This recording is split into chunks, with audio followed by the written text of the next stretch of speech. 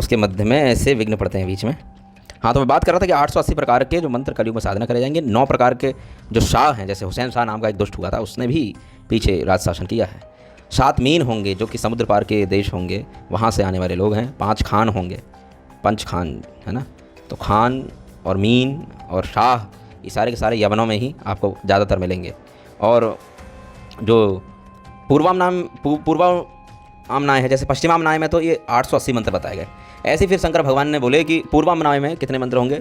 बोले पूर्वामनाय में भी नवशत षडशीति। नवशत षडशीति मतलब नवशत मतलब 900, षडशीति मतलब जो षड अशीति, षड मतलब 6, अशीति मतलब 80, 6 और 80 मतलब 86। तो 986 प्रवर्तक होंगे किसमें? प्रवर्तक होंगे 986 प्रवर्तक किसमें होंगे? पूर्वामनाय में। अब पूर्वामनाय में 880 प्रकार के मंत्र, पश्चिमामनाय में 880 प्रकार के मंत्र जो कि अरबी भाषा में, और पूर्वामनाय में 986 इसके प्रवर्तक होंगे। और वहाँ पर गद्य रूप में, पूर्वामनाय के अंदर गद्य रूप में, और वो भी गद्य रूप में कौन सी भाषा में होंगे? गद्य रूप में फिरंग भाषा मंत्रास्तेषाम संसाधनात् भुवि, कि संसाधन उनकी भी साधना होगी। और वो कौन से मंत्र होंगे? बोले 986 प्रवर्तक होंगे गद्य रूप में फिरंग भाषा में ये मंत्र होंगे। तो फिरंगी भाषा है ना, फिरंग भाषा या फारसी भाषा भी कहते हैं।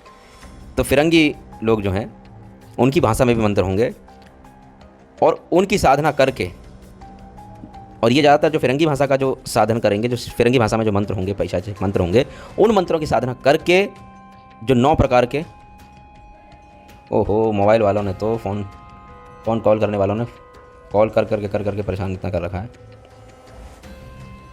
अब वैष्णवी शर्मा कौन है भैया? किसी का कॉल आ रहा है वैष्णवी शर्मा का, दिन भर कॉल चलती रहती है। हाँ, तो जहाँ बात करता हूँ फिर उसके बीच में फिर कॉल आ जाती है, फिर करता हूँ फिर कॉल आ जाती है। वैसे इस समय पेपर ज़्यादा आ रही है कॉल, ये कुछ चलो कोई नहीं। तो गद्य रूप में जो फिरंग भाषा में जो मंत्र बताए गए, वो फिरंग भाषा के अंदर जो मंत्र हैं, उन मंत्रों में जो काहिल बताए भगवान शंकर ने, काहिल लोग यहाँ पर काहिल लोग भी क्या हैं कि अधिपा मंदराणाम च संग्रामेश्व पराजिता अपराजिता इंग्रेजा नवगद्याश्च लंडनेश्वपि भाविना, कि ये जो काहिलों के 9 राजा अंग्रेज होंगे, इनको पराजित न कर पाने का मतलब क्या है? इनको पराजित न करने का मतलब क्या है? कि इनमें इतनी शक्ति कैसे, इनमें इतनी ताकत कैसे? क्या असुरों ने सभ्य मनुष्यों पर विजय नहीं पाई है क्या साधना करके? क्यों, क्या लगता है? पाई है, बिल्कुल पाई है।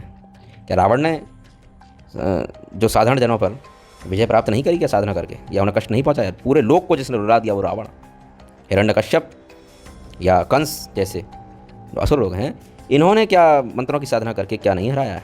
हालांकि किसने देव की आराधना करी, किसने पिशाच की आराधना करी, ये अपने आप में एक अलग विषय है।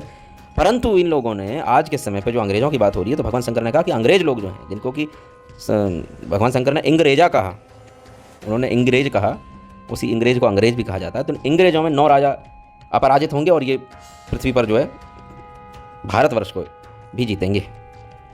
और इनके मंत्र जो होंगे वो 986 पूर्वामनाय के प्रवर्तक लोग होंगे, और इनके मंत्र जो गद्य रूप होंगे, और वो गद्य रूप कैसे होंगे वो बताऊंगा। अभी उसका एक उदाहरण दूंगा, हल्का सा उदाहरण दूंगा मैं आपको, छोटा सा उदाहरण दूंगा, फिर आगे किसी और दिन विस्तार से बात करूंगा। परंतु मैं इनका महिमा मंडन करने नहीं बैठा, परंतु एक पुष्टि कर दूं कि ये शास्त्र से, हमारे निजी धर्मशास्त्रों में ये सब बातें पहले से भगवान शंकर ऋषि मुनियों द्वारा पहले से बताई गई हैं। ऐसा नहीं है कि मैं इस बात को कोई अकेला अलग लेके बैठ रहा हूँ, और भी कई आचार्यों ने इस पर बातें करी हैं।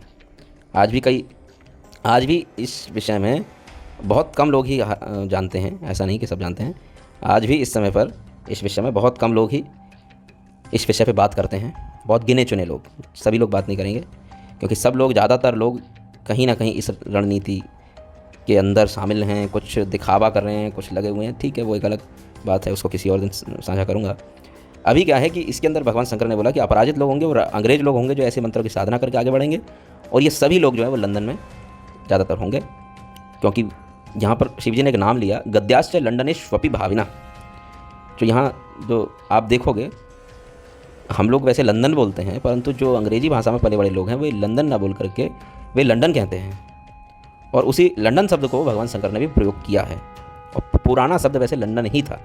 तो लंडनेश्वपि भाविना, भाविना मतलब भविष्य में ऐसा होगा।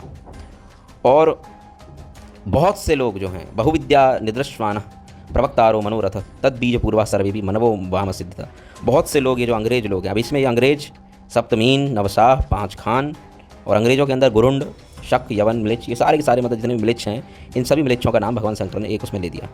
और ये कई लोग बहुत सी ऐसी पैशाचिक विद्याओं को जानने वाले होंगे, बहुत सी ऐसी जो चीज़ें इनसे ज़्यादा शक्तिशाली हैं, जिन्होंने पहले से कुछ शक्ति अर्जित कर रखी है, जो कि असुरों और असुरों के अंडर में, सीधे सीधे असुर नहीं कह सकते, असुरों से भी ज़्यादा घृणित कार्य करने वाले, असुरों से भी ज़्यादा, पर हैं वो उनके अंडर में ही आते हैं, आसुरिक प्रकृतियों के अंतर्गत ही आते हैं, आसुरिक संपत्ति या संपदा के अंदर ही आते हैं। तो उनसे प्रभावित होकर के कुछ ऐसे लोग जो भारतवर्ष से बाहर की भूमि पर जन्मे होंगे, और ये सब अंग्रेज, शाह, खान, ये सब कहलाने वाले लोग, अरबी भाषा में इनके मंत्र होंगे, फिरंगा भाषा में इनके मंत्र होंगे, और अंग्रेज भाषा में मतलब अंग्रेजी भाषा में गद्य रूप में होंगे। ये छंदबद्ध, और वास्तव में इनके जो मंत्र हैं वो छंदोबद्ध होते भी नहीं है ज़्यादातर। सुलेमानी तंत्र या इनके जो सुलेमान, पीर, फकीर जो भी ये पढ़ते हैं, इनके मंत्रों के अंदर गद्यता ही होती है। गद्यता मतलब एक गद्य की तरह, बातें सी लगेंगी, काव्य की तरह नहीं होती। जैसे हमारे यहाँ मंत्रों में काव्यता होती है, एक उनके उच्चारण करने से एक मन में शांति होती है, और उनका उच्चारण आप एक तरीके से लयबद्ध तरीके से भी कर सकते हैं। ऐसे श्लोक होते हैं, ऐसे मंत्र होते हैं, पर इनके मंत्रों में अधिकतर गद्य रूप में ज़्यादातर होते हैं। तो गद्य रूप में मतलब ऐसे वाक्यों के रूप में, ऐसे जैसे है ना, जैसे कि हम बोलते हैं ना, तू कहाँ जा रहा है, यहाँ पर आ जा, वहाँ से क्यों चला गया, मतलब जैसे मैंने ये उदाहरण दिया, तो इस रूप में जैसे है ना, तो ऐसे मंत्र भी होंगे। और होंगे क्या मतलब, उन्होंने पहले बोला, भगवान शंकर ने बहुत पहले कहा, तो इन्होंने कहा अब ये चीज़ें जो ये पद्धति हैं, ये क्या है। इसमें भगवान शंकर ने एक बात और कही कि ये चीज़ें भारतवर्ष में, ये जो मंत्र हैं, इन मंत्रों का जो अनुसरण है वे म्लेच्छ लोग ही करेंगे। और म्लेच्छ मैंने बता दिया आपको, भारतीय सभ्यता, सनातन सभ्यता से उनका वो लेना देना ज़्यादा नहीं होता है, और वो हमारे यहाँ के इष्ट को, शिव जी को, काली जी को, वो लोग असुर मानते हैं। वो लोग शिव जी को, वो लोग वहाँ पे नाम लेते हैं, ऐसा नहीं है कि नहीं लेते हैं, वे लोग शिव जी को असुर मानते हैं।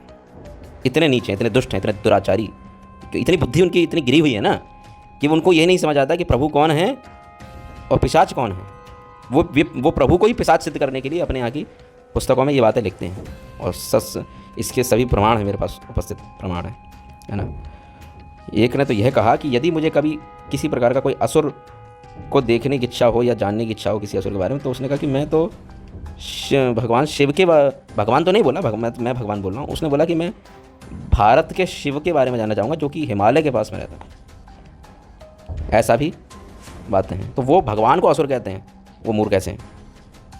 और वहाँ के जो पिशाच है वो उनके लिए उनको देवता प्रयुक्त करते हैं कि ये देव हैं और वो दानव हैं, या वो असुर हैं, या वो जो दैत्य हैं, या वो डीमंस या डेविल हैं, ऐसे कह सकते हैं। और वास्तविकता तो सब जानते हैं कि वास्तविकता क्या है, क्योंकि जितनी पौराणिक और जितनी प्राचीन सभ्यता, संस्कृति, और हमारे यहाँ जो तीर्थ क्षेत्र का महात्म्य, विद्वत्ता, विज्ञान जो रहा शुरू से सदा से, अब लोगों को बुलाया जा रहा है, लोगों को यहाँ से भटकाया जा रहा है, वो एक अलग बात है, उसकी बात आगे करूँगा।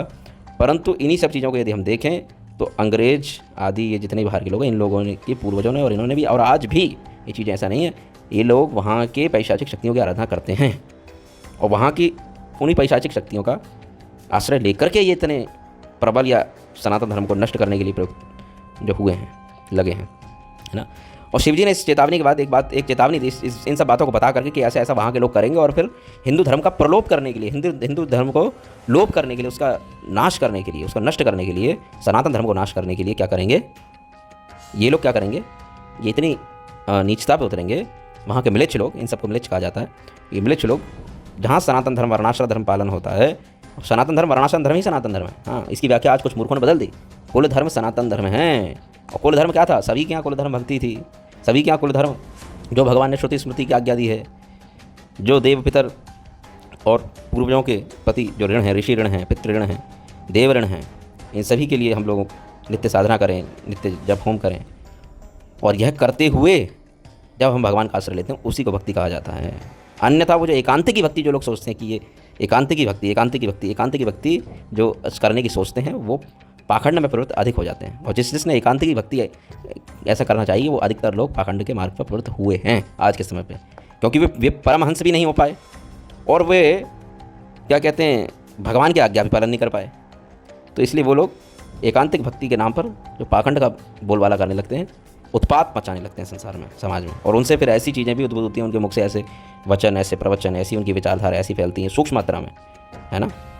क्या आपको ये बुखार है, ये कौन सा बुखार है, ये विशेषज्ञ व्यक्ति जान सकता है, आपकी रक्त में जो बोलते हैं ये बीमारी आ गई है, रक्त के अंदर देखोगे तो लाल ही दिखेगा, पर उसका विशेषज्ञ व्यक्ति जानता है कि इस रक्त के अंदर कौन से ऐसे कीटाणु आ गए हैं जिसके कारण कि इसको यह बीमारी लग गई है, जिसके कारण कि इसको यह रोग हो गया है। तो इसी प्रकार से हम लोग जो चीज़ें शास्त्रों के अनुसार जो भगवान की कृपा से जो कुछ समझाया जाना है तो उस आधार पर बता रहा हूँ, ऐसा नहीं बता रहा हूँ कि अपने मन से कोई बात है।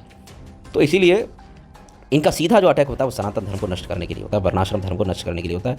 कुल परंपराएं धर्म, और कुल परंपरा पे ही धर्म टिका हुआ है। हर एक कड़ी एक तार जुड़ा हुआ है हमारे, और वो सारे जो तार हैं वो सारे के सारे तार हैं वो वंश परंपरा के शुद्धि से रहते हैं। और वो शुद्धि जहाँ बरकरार नहीं रहती है वहीं से फिर भ्रष्ट आचरण करने वाले निठल्ले पुरुष संसार में जन्म लेते हैं, जिनका कि कर्म ही धर्म को गाली देनी है, जिनका कि कर्म ही नित्य प्रति धर्म की आलोचना करना है, जिनका कि धर्म ही वास्तविक धर्म को हटा करके छद्म धर्म संसार में स्थापित कर देना, अपने द्वारा बनाया हुआ मनमाना धर्म स्थापित कर देना, पूर्व ऋषि महर्षियों गोस्वामियों के दिए हुए सिद्धांत को हटा देना और अपने मत की परिकल्पना कर देना। और अपने परिकल्पना का मतलब चारों तरफ एक कल्पना का वातावरण बना देना कि हम जो बता रहे हैं यही सही, और पूर्व ऋषियों की महर्षियों की। और अभी मैं जो बार बार बोल रहा हूँ इसमें हिंदू शब्द पे भी कुछ नालायक लोगों को आपत्ति हो सकती है हाँ, तो है ना। तो ये चीज़ें हैं। भगवान महादेव जी ने एक बात और बोली कि भाई न वामिनाम हितार्थम तो मंत्र वीर्यम प्रयोजयेत सप्त जन्म सुदारिद्र्यम पैशाच्यम प्राप्नुयात् द्विजः, कि अगर कोई द्विज जो कार्तवीर्य के मंत्र बताए गए, कार्तवीर्य के पश्चिमामनाय अंतर्गत ये मंत्र बताए गए, बोले कोई ब्राह्मण यदि दक्षिण मार्ग से इनका वो करेगा तो ये फलप्रद होंगे, परंतु यदि कोई वामाचार से, वामाचार क्या होता है, वामाचार का मतलब मैंने पीछे भी चर्चा करी थी, एक समय पर देख लीजिए आप, जैसे कि वामाचार और दक्षिणाचार क्या होता है। एक छोटी सी चीज़ बताना, छोटी सी, कुछ लोग देवी की आराधना वामाचार, कुछ लोग देवी की आराधना, इसमें एक छोटा सा पॉइंट बताता, वामाचार के अंदर बहुत कुछ है जानने समझने के लिए, वो हमारा विषय नहीं है, हमें मूल वस्तु क्या समझनी है उसके बारे में बताऊँ। तो वामाचार के अंदर जो बलि देने वाली बात है, तो वामाचारी लोग अधिकतर पशु बलि देते हैं, कुछ ऐसे सजीव जिसमें एकदम चेतनता अभी चलती फिरती हिलते डुलने वाले प्राणी की वो देते हैं, बलि देते हैं। वहीं दक्षिणाचार वाले कूष्मांड कद्दू है, जैसे बड़ा कद्दू है, पेठा मतलब उसकी बलि दे देते हैं। तो बलि तो दी जाती है, परंतु वामाचार से अलग तरीके से दक्षिणाचार से भी दी जाती है। तो हम लोग जो हैं वे दक्षिणाचार का पालन करते हैं, हम लोग वामाचार का पालन नहीं करते हैं। और इसीलिए भगवान शंकर ने कहा कि जो ब्राह्मण इसका दक्षिणाचार से पालन करेगा उसको तो ये थोड़ा बहुत फलप्रद होंगे, परंतु वाम मार्गियों के कल्याण के लिए, वाम मार्गियों के कल्याण हेतु ब्राह्मणों को इन मंत्र शक्तियों का प्रयोग नहीं करना चाहिए। और जो ब्राह्मण इन मंत्र शक्तियों का वामाचार से इनका प्रयोग करेगा, वामाचार से इनका प्रयोग करेगा, वामाचार का मतलब पशु बलि आदि या नर बलि आदि या बहुत सारी ऐसी चीज़ें हैं जो मैं बताना नहीं चाहता यहाँ पे, और जिन चीज़ों को विदेशों में लोग कर रहे हैं, जिसकी तुष्टि के लिए सब कुछ किया गया है देवी की, जबकि ये देवी की आराधना वाली बात नहीं हो रही है, देवी की नहीं, ये किसी और की आराधना की बात हो रही है, जिसकी बात मैं आगे करूँगा। ये देवी माता की उसमें मत ले जाना कहीं भी। कुछ लोग तो इतना पाखंड फैला रखा कि देवी माता के वस्तुओं को ही कई बार असुरों से संबंधित करके बताते हैं कि भाई ये तो ऐसे हैं ऐसे हैं, और ये लोग तो असुर ही हैं जो देवी की आराधना कर रहे हैं, ये सब ऐसे ही नहीं, वो नहीं है, वो एक अलग विषय है, उस विषय पर मैं अभी आना नहीं चाहता। परंतु ये ध्यान रखना, तो भगवान शंकर ने सचेत किया कभी किसी ब्राह्मण को वामाचार के द्वारा इन मंत्रों का, वाम मार्गी व्यक्ति के कल्याण हेतु इन मंत्र शक्तियों का प्रयोग नहीं करना चाहिए।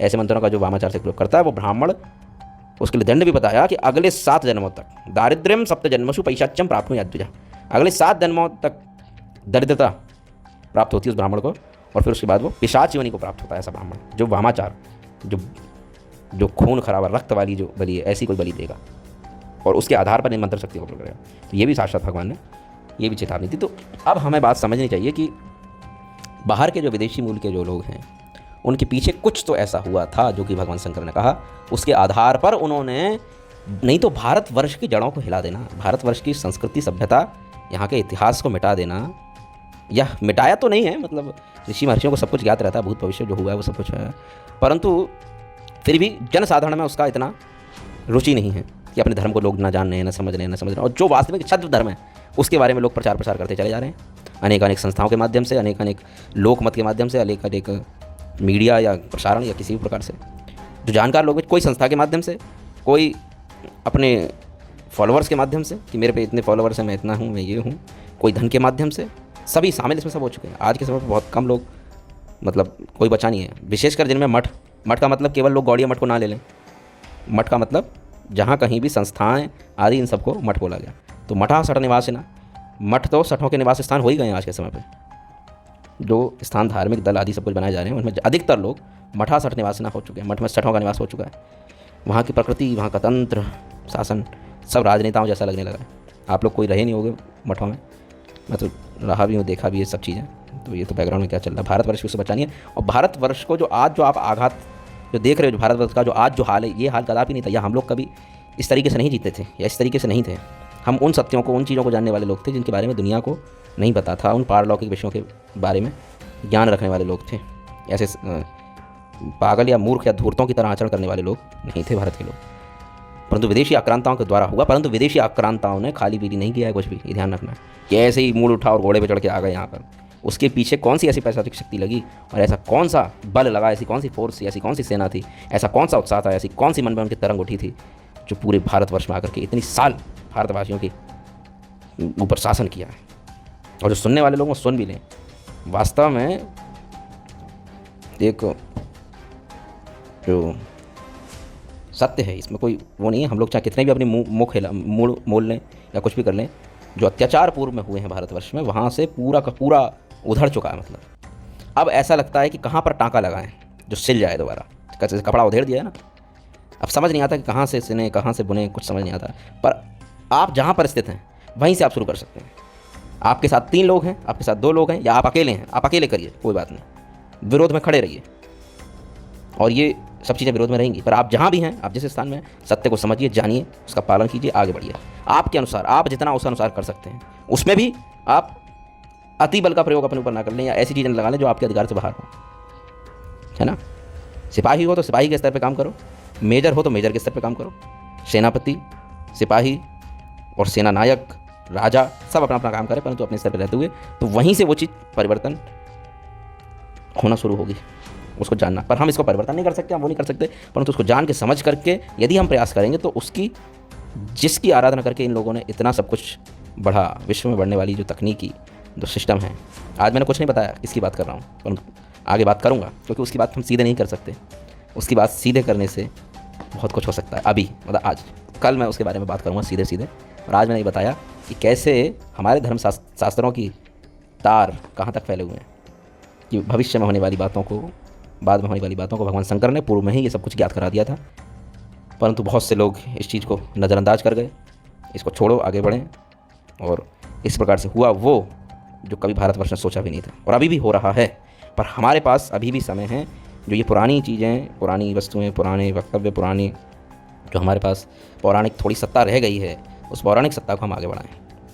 इसलिए, और मुझे किसी से कोई आशा नहीं है आज के समय में, जहाँ तक कि विशेषकर धर्मगुरुओं से, तो जो धर्मगुरु बन करके बैठे हुए हैं, उन धर्मगुरुओं में से तो किसी से कोई आशा नहीं है। और राजनेताओं से आशा करना तो भूल ही जाऊँ, किसी से आशा कर भी नहीं सकते आज, क्योंकि जिस पे आप विश्वास करोगे वही इस धर्म को हानि पहुँचाने का कार्य कर देगा। और जबकि वो बहुत ही सिंपल सी बात है उस धर्म को पालन करना, पर हम ऐसी परिस्थिति में आ गए हैं कि बहुत सिंपल, बहुत साधारण से उस धर्म, अपनी प्रकृति को पालन करने में भी हमें इतना जोर आ रहा है कि ऐसा लग रहा है कि जैसे किसी और वस्तु को, या और किसी की पद्धति को, या किसी और की सभ्यता को हम पर थोपा जा रहा है। जबकि वो संस्कृति, वो सभ्यता, वो धर्म, वो न्याय, वो असत्य, वो अहिंसा, ये सब जो बातें हैं, वो सब कुछ हमारी संपत्ति है, और हमें ही आज उसे पालन करने में ऐसा जोर आ रहा है जैसे कि मुझे किसी दूसरे की विषय वस्तु मुझ पर थोपी जा रही है। ऐसा ये चीज़ हमारे मन में बैठ गई है। हम सब धर्मवान थे, शीलवान थे, अहिंसावादी थे, और सुख से, समृद्धि से संपन्न थे, सब कुछ से जानते थे, भक्ति भाव से परिपूर्ण थे यहाँ के लोग, परंतु मतलब आस्तिक थे, नास्तिक नहीं थे।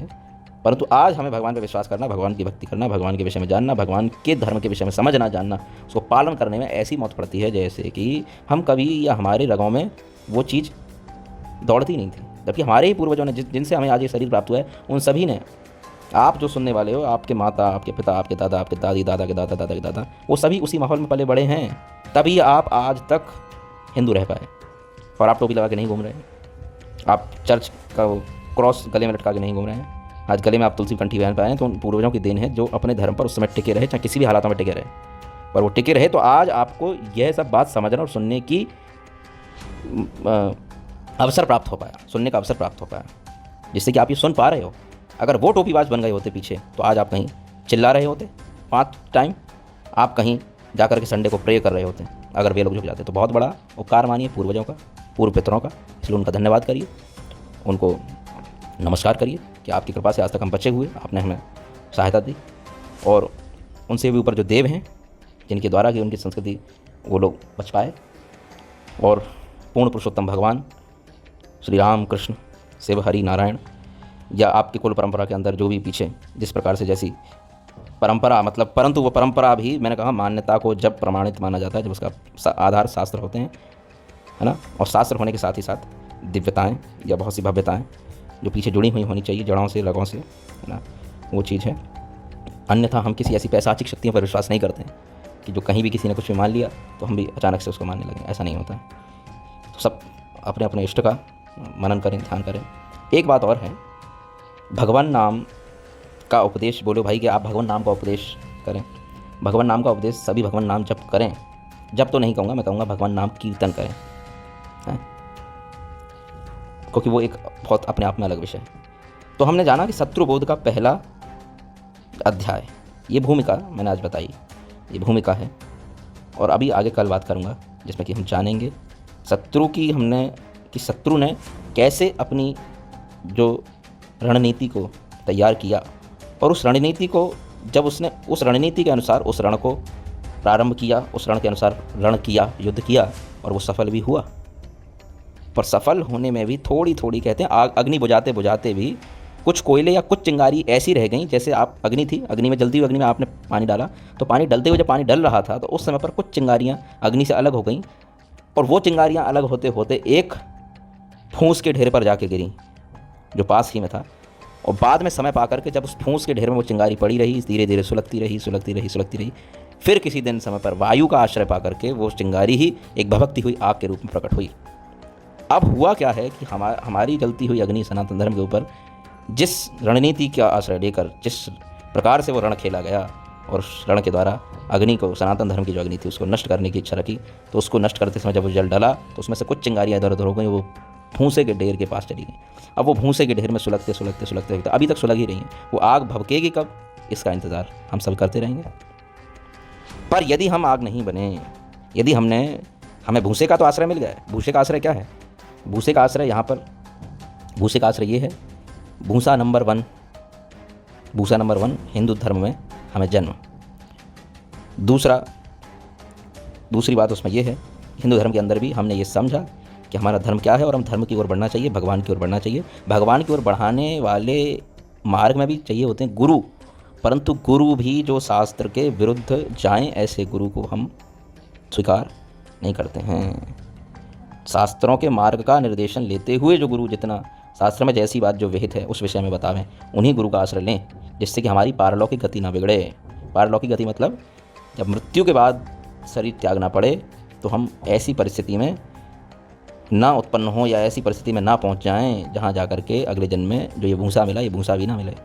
या ऐसा ना हो कि वो अग्नि पर जब पानी डाला तो वो चिंगारी अलग हटी तो पर जल में गिर गई, तो गड्ढे में गिर जाएगी पानी में, तो और बेकार है। तो हम लोग ऐसी चिंगारियाँ हैं, ये जो हम बातें कर रहे हैं, ये चिंगारी है, आग नहीं है, ये चिंगारी है। पर अब एक चिंगारी जो है वो दूसरे भूसे को प्रेरणा देना चाहिए कि हम आज भी, हमारे पास समय है, यदि हमने अपने धर्म को नहीं समझा, हमने अपने आप को नहीं जाना, अपने आप को हम भूल गए, विस्मृत कर गए, और वन बुक रिलीजन बनाने की कुछ लोगों की तैयारी वन बुक रिलीजन की भी है, कुछ लोगों की तैयारी वन बुक रिलीजन की है। इस सिर्फ क्या, जैसे ईसाइयों की बाइबल है और मुस्लिमों की कुरान है, ऐसे हिंदू धर्म में केवल एक पुस्तक रह जाए, भगवद गीता। और भगवद गीता भी कैसी, भगवद गीता में सब कुछ है, परंतु ये नहीं समझ में आता कि जब सार बताया गया तो सार का मतलब ये नहीं कि हम सार की अन्य शाखाओं या अन्य विषयों को ना समझें, ऐसा नहीं है। भगवद गीता में सब कुछ है, परंतु वो सब कुछ जानने की शक्ति हम में नहीं है। वो शक्ति अर्जुन में हो सकती है, यद्यपि अर्जुन ने भी कहा कि मैं कुछ समझा। इसलिए भगवद गीता को समझने के लिए भी गुरु की आवश्यकता पड़ती है। आप केवल भगवद गीता सीधा पढ़कर भी नहीं समझ सकते। दूसरी बात, भगवद गीता पर आधारित आज की जो समय पर जो लोग ऐसा चाह भी रहे हैं कि वन बुक रिलीजन बन के रह जाए, उनका मानना ये है कि भगवद गीता में भी जो हमारे द्वारा प्रेषित व्याख्या है, जैसी व्याख्या हमने लोगों के मन में गढ़ी है, ऐसी व्याख्या ही केवल संसार में चले। तो ऐसे लोगों की योजनाओं को भी हम समझेंगे आगे कि वो क्या चाह रहे हैं, क्या नहीं चाह रहे हैं, और उनकी कैसी दूषित भावना है, और उनका विचार किसके प्रति कैसा है, क्या है, ऐसी बहुत सी चीज़ें हैं। तो जब हम वो समझें, अभी भी बहुत समय है, अपने धर्म को समझें, जानें, पर वो किसी भी अप्रामाणिकता के साथ ना जाने, ये भी ध्यान रखें। प्रामाणिकता और अप्रामाणिकता में बहुत छोटा सा अंतर है, बहुत छोटा सा अंतर है। और हम अपने विषयों पर इतना निष्ठा और लास्ट पॉइंट में थोड़ा कड़क भाषा में अवश्य बोलूँगा, उसको ध्यान रखना। यहाँ पर धर्मनिरपेक्षता या सेकुलरिज्म दिखाने की कोई ज़रूरत नहीं है। हाँ, पर जो रियलिटी है, जो वास्तविकता है, जिसकी जड़ें हमारे धर्मशास्त्रों से कहीं ना कहीं जुड़ी हुई हैं, ऐसी चीज़ें हम अवश्य इस चीज़ को रखते हैं और समझते हैं। अब आपको अपने जीवन में देखना होगा कि आपका मार्ग निर्देशक, और उसके लिए प्रत्येक व्यक्ति को अपने जीवन का एक मार्ग निर्देशक चुनना पड़ेगा। मैं ये नहीं कह रहा कि वह मार्ग निर्देशक आपके लिए मैं हूँ या कोई और है, मैं ये भी नहीं कह रहा, वो चुनना आपके ऊपर है। पर मैं केवल आपको बता सकता हूँ कि आपको ऐसा करना अवश्य चाहिए कि अपने जीवन में एक मार्ग निर्देशक अवश्य ऐसा चुनें जो कि आपको शास्त्रानुसार सभी चीज़ें यथाविधि जैसी जो हैं उसके आधार पर बता सकें। और वो चयन करना, उसके बारे में समझना, उसके बारे में जानना, ये आपका स्वयं का परिश्रम रहेगा। यदि आप, क्योंकि हमारे पास दोनों ही रास्ते हैं, हम नरक भी जा सकते हैं, हम अपना जीवन बर्बाद भी कर सकते हैं, हम अपनी बर्बादी स्वयं भी कर सकते हैं। कुल्हाड़ी हमारे हाथ में है, चाहे हमें उससे लकड़ी काटने में लगाएं या अपने पैर काटने में लगाएं, वो हमारे ऊपर है। लकड़ी काटेंगे तो भोजन बनेगा, और पैर काटेंगे तो हम स्वयं ही भोजन बन जाएंगे, है ना। तो इस चीज़ का विचार करते हुए क्या हमारे लिए हित में है, क्या हमारे अहित में है, क्या हमारी ऐसी कौन सा ऐसी क्रिया, कौन से ऐसा जो चीज़ें हैं संसार के अंदर, या कौन से ऐसे लोग हैं जिनको पालन करने से, जिनको जानने से हमारी पारलौकिक गति में रुकावट आ सकती है, हमारी पारलौकिक गति जो है वो भ्रष्ट हो सकती है, हम अधःपतित भी हो सकते हैं, हम नरक भी जा सकते हैं, हमारा पतन हो सकता है बहुत गहरी तरीके से, यदि हमने संभल करके कोई चीज़ ना जानकर अगर अपना अगला कदम ना बढ़ाया। तो ये समझना बहुत ज़रूरी है। तो अपना ध्यान रखें, और जिस अनुसार हमारे धर्म के अंदर जो स्तंभ हैं, जो सत्य है, उसको जानें, समझें। यही प्रार्थना है, यही आशा करता हूँ। बाकी बात आज हमने जाना, मैं थोड़ा संक्षेप में बता दूँ कि शत्रु क्या तो नहीं जाना, शत्रु की रणनीति, शत्रु किन्हें कहा जाता है, और ये शत्रु हमारे शत्रु नहीं है, समझें, ये हमारे शत्रु नहीं है। ये आप इस तरीके से देखिए कि सनातन धर्म को लुप्त करने के लिए शिव जी ने एक संकेत किया कि हिंदू धर्म को लोप करने के लिए ये शक्तियाँ जागृत होंगी, पर उनके विरुद्ध में हमें खड़ा होना पड़ेगा, है ना। देवताओं के ऊपर असुर आक्रमण करेंगे, परंतु देवों का उसका विरोध करने के लिए तैयार रहना पड़ेगा। दधीचि ऋषि की हड्डियों का वज्र जो है वो इंद्रदेव को लेना पड़ेगा, तभी असुरों का सामना कर सकते हैं। और आज के समय पर यह जो समय चल रहा है, इस समय पर हम सबको इंद्रदेव की भांति सबको अपना अपना वज्र लेना पड़ेगा, और वो वज्र हमारे धर्म, हमारे शास्त्र और हमारी नीति, हमारा न्याय, हमारी विचार ये निर्णय करेंगे कि हम किस ओर जाते हैं, किस ओर नहीं।